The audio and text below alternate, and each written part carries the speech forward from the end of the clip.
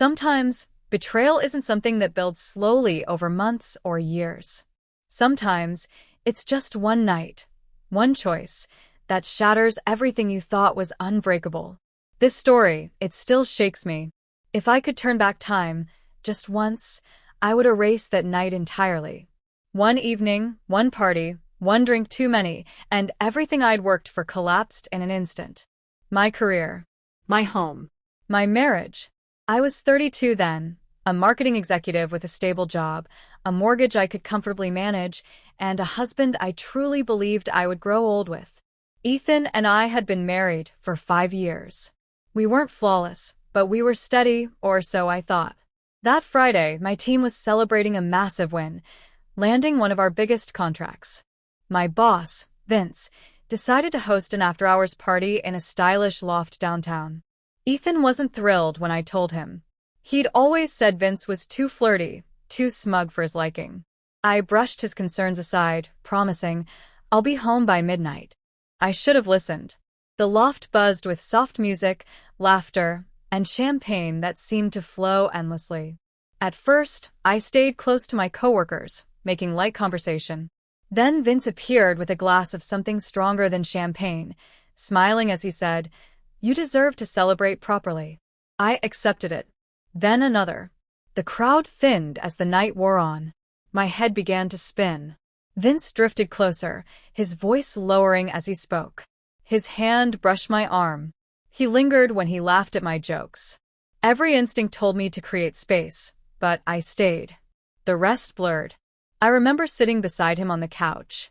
I remember his hand resting on my thigh. Then nothing. The next thing I knew, I was waking up in his bed, still dressed, head pounding, stomach knotted in shame. The first emotion was panic, then fear. I slipped out quietly before he woke, ordered an Uber, and cried all the way home. When I walked in, Ethan was still asleep. I stood in the bathroom, staring at my own reflection. I whispered to myself, nothing happened. I was too drunk. Nothing happened. Over and over, like chanting could rewrite reality. But deep down, I knew I'd crossed a line. For weeks, I kept it hidden. Every kiss from Ethan made my stomach turn. Every time he asked how work was, I flinched. Then things spiraled. 2 Mondays later, I arrived at the office to see HR sitting in Vince's glass-walled office. He looked pale and wouldn't meet my eyes. By noon, I was summoned in. Vince had confessed that something had happened between us. He claimed it was consensual, but regrettable. Company policy forbade relationships between supervisors and employees.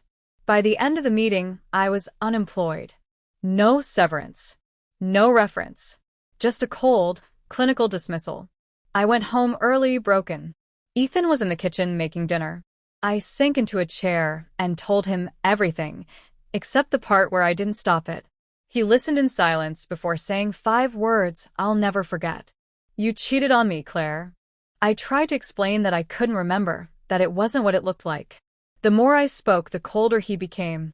That night, he packed a bag and said he needed space. 2 days later, I received a notice from our landlord. Ethan had withdrawn from renewing the lease. Since the apartment was in his name, I had 30 days to move out. I was unemployed, alone, terrified. I moved into my sister Megan's small spare room. She tried to be supportive, but her eyes carried questions and judgment. My days became a fog of job boards, regret, and self-loathing. I applied for everything: admin work, freelance gigs, retail. But my name in the industry was already damaged. News travels fast. Then came the final blow. One evening, Megan walked in pale-faced, holding her phone. She handed it to me. My stomach dropped. It was security camera footage from the building lobby on the night of the party. Me laughing with Vince. Him kissing my cheek. Me leaning in. The timestamp was clear. The body language damning. The clip had been posted on Reddit under the title, "Office Affair Goes Wrong." She got fired. Now she's playing victim. My name wasn't in the post, but people pieced it together quickly. Former coworkers commented. The internet did what it does best: it destroyed. I deleted every social media account and turned off my phone for days. Ethan never reached out again. Weeks passed, then months. Eventually, I found a part-time receptionist job at a dentist's office. The pay was terrible, the hours worse, but it was something. Megan introduced me to a therapist. I went reluctantly, but over time, talking helped. One day, I finally said it out loud. I let it happen. I wasn't assaulted. I wasn't forced. I made a choice, one I pretended wasn't mine. It was just one night. One night I didn't even want. But it cost me everything. Our marriage wasn't perfect, but Ethan didn't deserve that. I even wrote him a letter, a real apology. I never sent it. What good would it do? He had moved on, probably to someone better for him. Sometimes I replay that night in my mind, wondering what would have happened if I'd left early or refused that second drink. But I didn't. And now, I carry that choice every day. We like to believe a single night can't define us. But sometimes it can. Sometimes the echoes of a single moment of weakness are louder and longer than we ever imagined.